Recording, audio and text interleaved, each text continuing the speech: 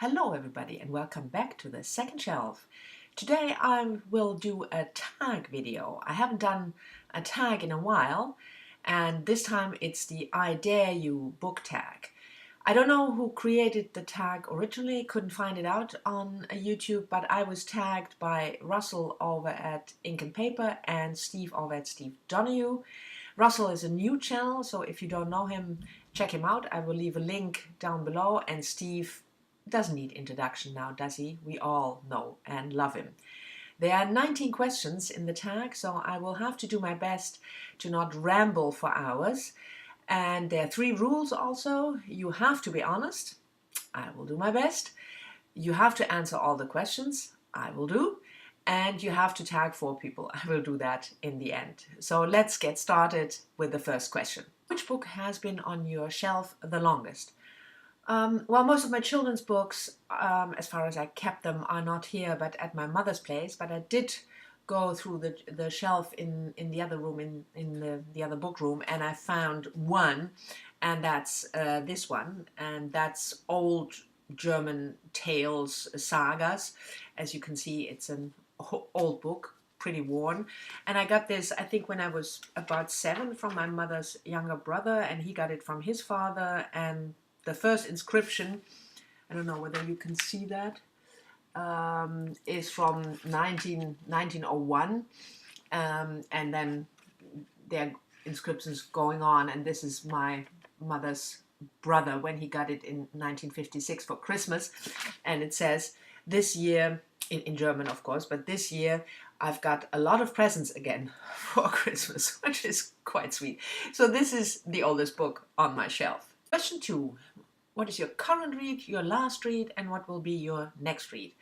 Well, my current read is historical fiction. I mentioned that in my Last Books Weekly on last Sunday, and that's Margaret I by Danielle Dutton, about Margaret Cavendish, a 17th century philosopher, very special woman. Anyway, I'm not going to talk about it that long this time. My last read was a German book, and that was Lena Gorelik, Mehr Schwarz als Lila, More Black Than Lilac, which I did not really enjoy. I thought it was a meh book, but oh well. And my next read, I'm not sure yet. I might make this a Margaret Cavendish week and reread her book, The Blazing World, or maybe I also might reread Siri Hustvedt's The Blazing World. I think I have it. So, yeah, I have it here. That's this one, which is inspired by Margaret Cavendish's book, The Blazing World. So I might read this. I'm not sure yet. I'm a mood reader, as you know. Question 3. Which book did everyone love and you hated? Well, hate might be a bit of a strong word, but I never quite understood the complete adoration so many people seem to have for Elena Ferrante's Sicilian novels. I read the first one, My Brilliant Friend, and thought, yeah, it was okay, but also boring at times and a bit stereotypical, not very. I read one other book by her, Days of Abandonment, which I really disliked. And I didn't continue with the series, so I only read from her Naples series. I only read the first one, My Brilliant Friend, and yeah, a lot of people seem to really, really love it. Read the whole series, are full of admiration for it. I never quite got it, so I didn't hate it, but I didn't love it as much as a lot of people. Question 4. Which book do you keep telling yourself you'll read, but you probably won't? I don't have a particular book, but for me it's more continuation of series. If you're following my channel, if you watch my videos for some time, you know that I have this, I don't know, problem with continuing series, even series of books that I really liked, especially if I can't read on right away. So if I have to wait for the publication of the next book in the series. The time it will be published, I will probably not continue the series. It happened to me with the fifth season by N.K. Jemisin, first book in a series which I really, really loved. And when the second book came out, I don't. The same now with Ada Palmer's a new science fiction series. The first one, Two Like Lightning, I absolutely adored. The second one came out, I think a week or 2 weeks after I finished the first one, and I still haven't read it. So things that I always tell myself I will continue with the series, and then I don't. Number 5. What book are you saving for retirement? Well, finally, a short answer. None. I read books now when I want to read them, and I don't save any books for later. You never know what happens later. Do you? Number 6. Last page first, or do you wait till the end? In other words, do you sometimes read the last page before you finished a book? Yes, I do. I'm a child. I will never grow up. And sometimes I just have to know how it ends, and I read the last page. Don't throw things at me. I know it's awful. It can spoil you entirely. But what can I do? I sometimes do that. Here is me coming clean. Question 7. Acknowledgements. Waste of paper and ink or interesting asides?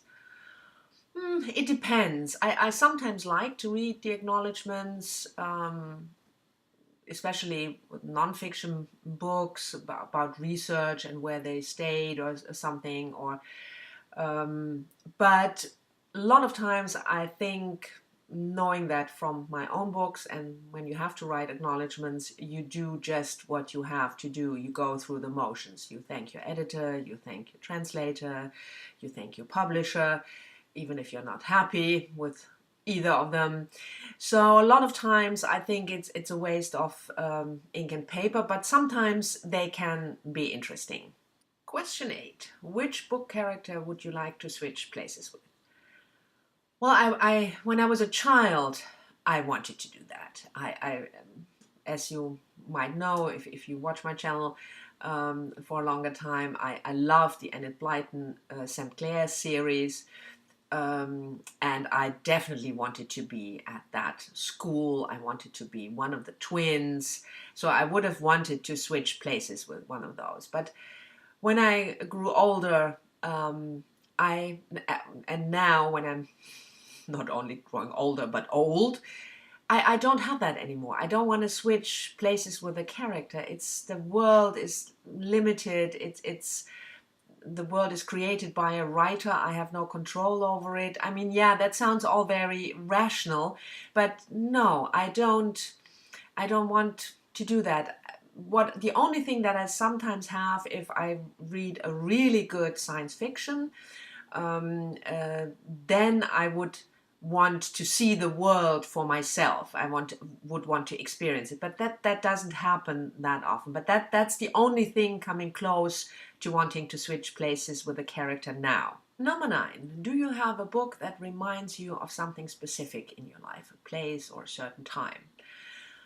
Yeah, I do have those, many of those. But when I read the question, and the first thing that popped into my mind was the first time that I read a Janet Winterson novel, which was Oranges Are Not the Only Fruit. I exactly remember was on a train journey from Amsterdam to Switzerland, and it was snowing and it was cold, and it was a long train journey, and I read the whole book in the train, and I was so absorbed. It was just a fantastic experience, and I've loved Janet Winterson ever since. So this is an experience that I really remember, discovering this author in the train with the snow outside during a long journey. It was fantastic. Number 10.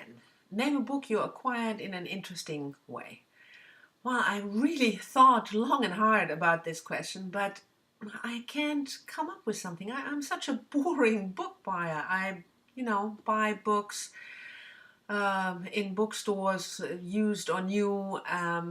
Well, sometimes you have this that you don't go in there to buy a specific book, and especially when you go to a used bookstore, which I love, and you find something and you are really excited. I have that a lot of times, but not in an interesting way. I watched other people's answer, and they really acquired books in very interesting ways. And I thought, boy, am I a boring book buyer. I just go to a shop or an online store and buy my books. But yeah, sorry, I had to answer the question because that's one of the rules. You have to answer all the questions, but there's nothing interesting about the way I acquire books. Sorry. Number 11. Have you ever given a book away for a special reason to a special person? I'm not quite sure how this question is meant. I'm giving a book away as a gift. I don't give books as gifts a lot of times because I think you really have to know somebody's taste and what books they already have in order to give books away. But I did have, when I published my first novel, I had the galleys, the first galleys printed and bound, and I gave that to my best friend when the same year my book was published, she turned 50, and I gave this to her. So that's the most special book gift I could come up with. Number 12. Which book has been with you most places? Well, that was another difficult question for me to answer because I don't have one specific book that I take with me everywhere. I mean, I moved a lot since I'm an adult, since I have my own apartments, and I always took, as you can see behind me, and as you can't see in the other room, are more books, and I always take my books with me. But there is not one book or a specific book that I took along with me on travels all the time, and especially now with ebooks.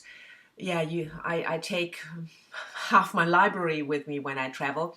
So yeah, that's the best I can answer the question, but there's not one book that has traveled with me in the last years. Question 13. Any required reading in high school that you hated and which turned out not to be so bad after all, after 2 years?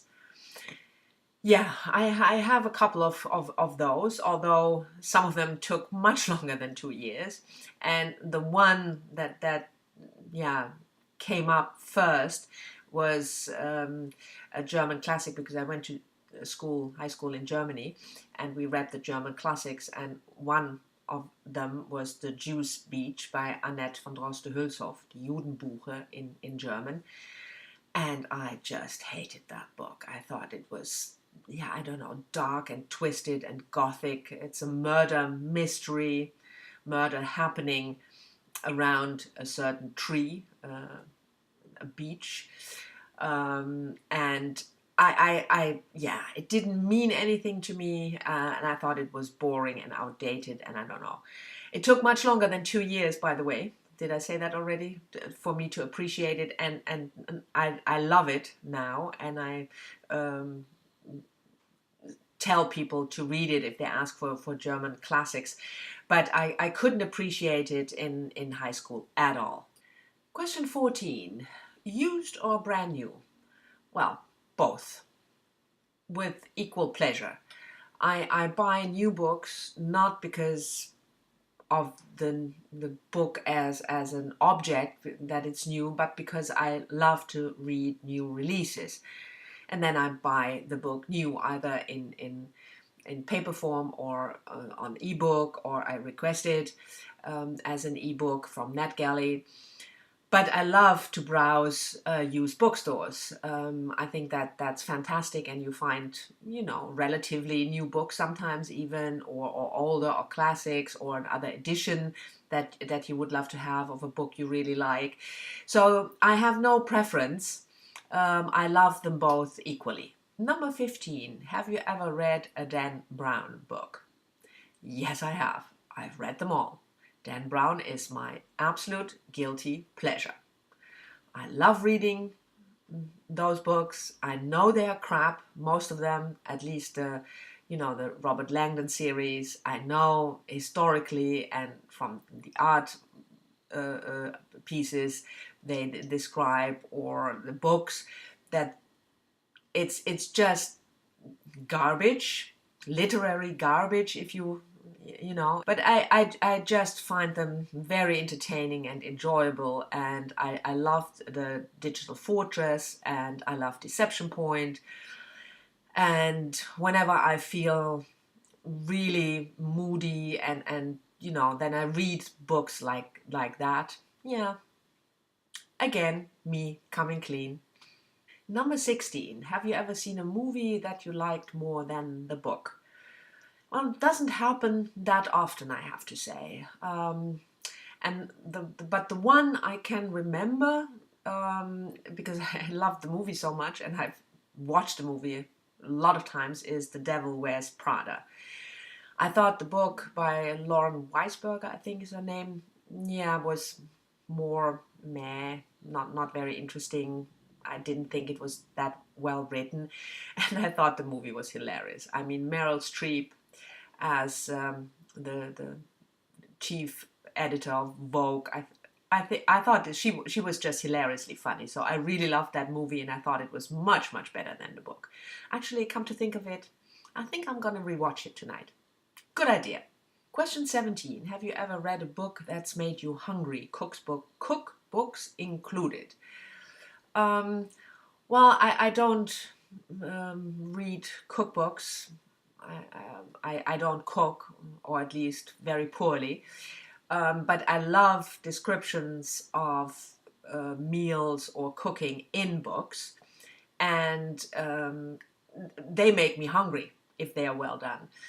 For instance, the Donna Leon Brunetti series, where there's always an Italian meal somewhere in the book, mostly more than one, and they're well described, and they really make my mouth water, and they make me hungry. I love it when that happens, because I think it's very atmospheric, and meals are something important, and food is something important in a culture. So if I read a well described dinner and the food, that always makes me hungry and want to eat whatever, you know, the people in the books are having. Number 18. We are almost done. uh, Next question is, who is the person whose book advice you always take? And I also thought about this question for quite some time, because it really depends. There are a couple of friends who know me very well. They know my taste in books, and if they recommend a book, mostly it's a book that I really like. But I also take recommendations from, you know, booksellers when I'm in a bookstore, or on BookTube when people are recommending a book, not specifically to me, but because they like it. And if it sparks my interest, then I will read it. And it doesn't matter to me then. I mean, I'm not disappointed if I don't like it. Of course, I'm disappointed because I would rather like a book, but I always think it's interesting to discover something that other people liked. So yeah, half of the books I read are not books that I will ever reread, or that I really like, but still, it's not a waste of time, if you know what I mean. So I'll take recommendations from other people, even though I know that I might not enjoy the book. Last question. We made it. Yeah. Is there a book out of your comfort zone, meaning outside of your usual genre, that you read and you ended up loving? Well, I don't have specific reading genres that I never read, but there are some that I, at least in the past, didn't read that much, and that's specifically YA. I For a long time, I didn't read YA at all. Mostly, I didn't find anything interesting, and I didn't know the genre or that specific area very well.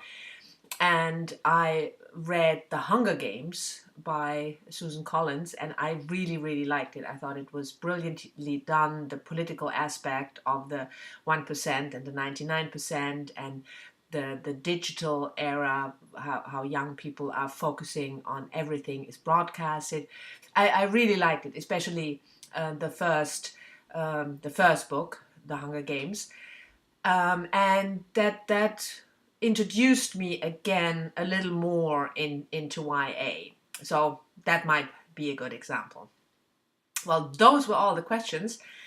The only thing left for me is to tag 4 people, and I would like to tag Luke over at Luke Lane Reads, and Amy from Shout Aim, and Sam from Sam's Nonsense, and David over at The Poptimist. If you haven't done the tag, you 4. So this was it, the I Dare You book tag. Of course rambling, of course long, sorry about that, but I hope you enjoyed the video nevertheless. Thank you very much for watching. Talk to me in the comments if you want to, and I'll see you all next time. Bye bye.